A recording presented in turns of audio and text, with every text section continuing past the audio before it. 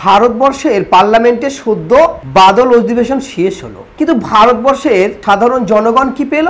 কেউ বলল আমি দোকানদার, আর কেউ বলল আমি চৌকিদার। সত্যি অবাক করা পার্লামেন্ট হয়ে গেল, যা কোনোদিন ভারতবর্ষের মানুষের এটা প্রত্যাশা ছিল না যে এভাবেই পার্লামেন্টে একের পর এক কেউ দোকানদার আর কেউ চৌকিদার। ভারতবর্ষের পার্লামেন্ট জনগণের হাউস, সেই হাউসে মানুষের কথা বলা, মানুষের উপকারের কথা বলা, বিশেষ করে ভারতের জনগণের কিভাবে উন্নতি হবে, কিভাবে শিল্প আসবে, কিভাবে তারা প্রতিটা মানুষ ভাত, কাপড়, শিক্ষা, স্বাস্থ্য, বাসস্থান সুন্দরভাবে জীবন যাপন করবে খোলা আকাশের নিচে, পরস্পরের হিংসা বিদ্বেষ ভুলে।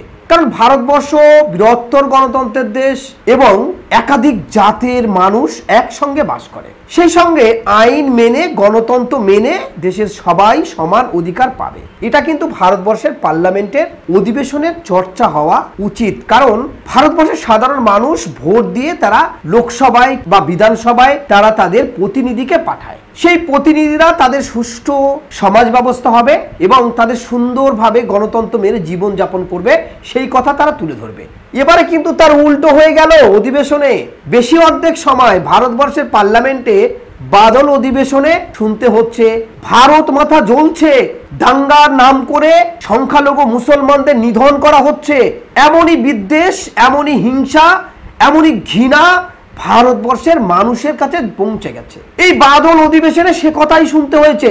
শুধু বুলডোজার দিয়ে দাঙ্গার পরে একটা নয়, দুটো নয়, 700-র অধিক বাড়ি ভেঙে চুরমার করা হয়েছে, তাও আবার মুসলমানদের। এই লজ্জা, এই ঘৃণা কোথায় ঢাকবে? কেউ বলছে দোকানদার আর কেউ বলছে চৌকিদার। চৌকিদার কি চৌকি দিচ্ছেন? ভারত জ্বলছে নগ্ন করে প্রকাশ্য দিবালোকে ভারত মাতা অর্থাৎ নারী জাত, নারী সমাজ আজ কুলুষিত হয়ে যাচ্ছে।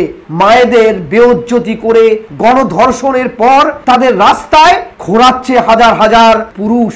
এতটাই বিদ্বেষ, এতটাই হিংসা, এতটাই ঘৃণা এই ভারতবর্ষের মধ্যে ছড়িয়ে গেছে। শুধু এতেও ক্ষান্ত হয়নি, দাঙ্গায় আগুন লাগিয়ে ভারতবর্ষের মণিপুরের মতো জায়গায় হাজার হাজার মানুষের খোলা আকাশের নিচে বসবাস করতে হচ্ছে। অপরাধ তো তার পিতা করেছে ধরে নিলাম, অথবা তার পরিবার করেছে ধরে নিলাম। ছোট্ট বাচ্চা, ছোট্ট শিশু যে জন্মগ্রহণ করেছে, কেউ জন্মগ্রহণ করছে, কেউ ভূমিষ্ঠ হবে, সেই মায়েদের আজ খোলা আকাশের নিচেই বাস করতে হচ্ছে। কোথাও শোনা যাচ্ছে হাজার হাজার বাড়ি জ্বলেছে, কোথাও 50,000, কেউ 60,000। আবার শোনা যাচ্ছে যে ভারতবর্ষের গণতান্ত্রিক দেশে প্রশাসনের কাছ থেকে হাজার হাজার অস্ত্র লুট হয়ে গেছে খুললাম ভাবে। সেই অস্ত্র নিয়ে, কেউ AK-47 নিয়ে, যেগুলো কোনোদিন সাধারণ মানুষের কাছে থাকে না, সেই অস্ত্র নিয়ে তারা ঘুরে বেড়াচ্ছে। এটাই আমাদের ভারতবর্ষের বর্তমান পরিস্থিতি হয়ে দাঁড়িয়েছে। এতটাই হিংসা, এতটাই বিদ্বেষ, এতটাই ঘৃণা 2014 সালের লোকসভা নির্বাচনের পরে এসে দাঁড়িয়েছে। ভারত একটি ধর্মনিরপেক্ষ গণতান্ত্রিক দেশ, যেখানে সাংবিধানিক অর্থাৎ 1947 সালের পরেই বলা হয়েছিল যে ভারতবর্ষের যে ধর্মের স্থান যেখানেই আছে, যে রূপে আছে, সেই ধর্মের স্থান সেই রূপে সেই জায়গায় থাকবে। কিন্তু আজ ভারতবর্ষের বৃহত্তর গণতান্ত্রিক দেশে কখনো মসজিদ ভাঙা হচ্ছে, কখনো গির্জা ভাঙা হচ্ছে, কখনো চার্চ ভাঙা হচ্ছে, কখনো সেই ধর্মাবলম্বী মানুষদের বেঁচে থাকা দুষ্কর হয়ে পড়ছে।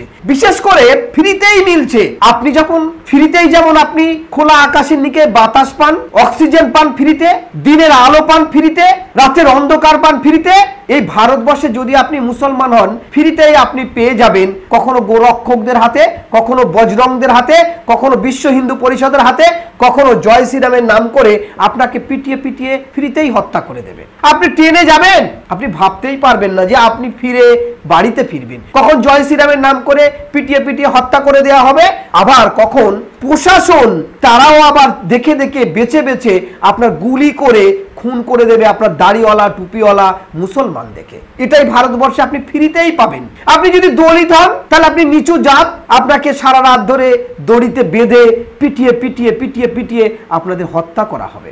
আপনি যদি আদিবাসী হন, তাহলে আপনাকে দেখা যাবে মহিলাদের কখনো উলঙ্গ করে রাস্তায় ঘোরানো হবে, আবার কখনো দেখা যাবে বিভস্ত করে রাস্তায় বেঁধে রাখা হবে, আবার কখনো দেখা যাবে তাদের সারা রাত ধরে পেটানো হবে। এটাই ভারতবর্ষের কৃষ্টি কালচার হয়ে দাঁড়িয়েছে।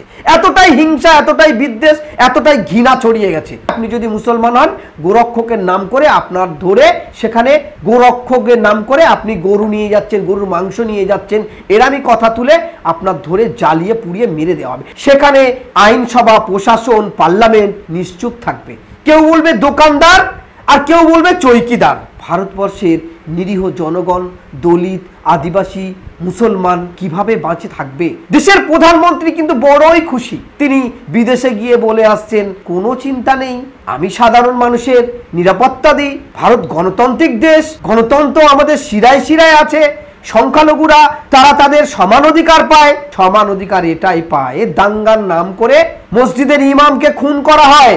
দাঙ্গা নয়, ওটা নিধন। দাঙ্গার পরিবেশ বলতে হলে দুই তরফায় যেটা গন্ডগোল হয় সেটাই দাঙ্গা বলে। সেখানেই আপনি ধর্মীয় মিছিল নিয়ে যাবেন, তৈরি হয়ে AK-47 নিয়ে, অস্ত্র নিয়ে চলে যাচ্ছেন, গিয়ে বলছে পাথর ছুঁড়ে মেরেছে। পাথরবাজদের ঘর ভাঙা হচ্ছে, কারণ পাথরবাজদের জন্য কোনো আইন নেই, তাদের জেল নেই, তাদের জরিমানা নেই। পাথর কাকে মারলো, কে ইনজোর হলো পাথরে, সেটা দেখার দরকার নেই। পাথরবাজ নাম করে তাদেরকে পিটিয়ে মারা হবে, পুড়িয়ে মারা হবে, গুলি করে মারা হবে, খুন করা হবে, বাড়ি লুট করা হবে, গাড়ি জ্বালানো হবে।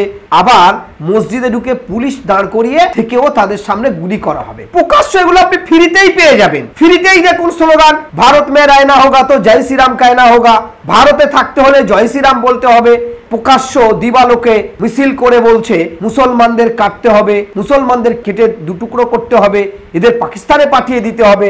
কিন্তু আপনি প্রতিবাদ করবেন না, আপনি নিশ্চুপ থাকবেন, আপনি অন্যায় করবেন না। এ নিয়ে যদি পার্লামেন্টে অধিবেশনে বিরোধী পক্ষ যখন কথা বলবে, তাদেরকে দেখা যাচ্ছে শাসক দলের পক্ষ থেকে রে রে করে তাদের মুখ চাপিয়ে দেওয়া হচ্ছে, বন্ধ করা হচ্ছে, নয় দেখা যাচ্ছে সাসপেনশন করা হচ্ছে।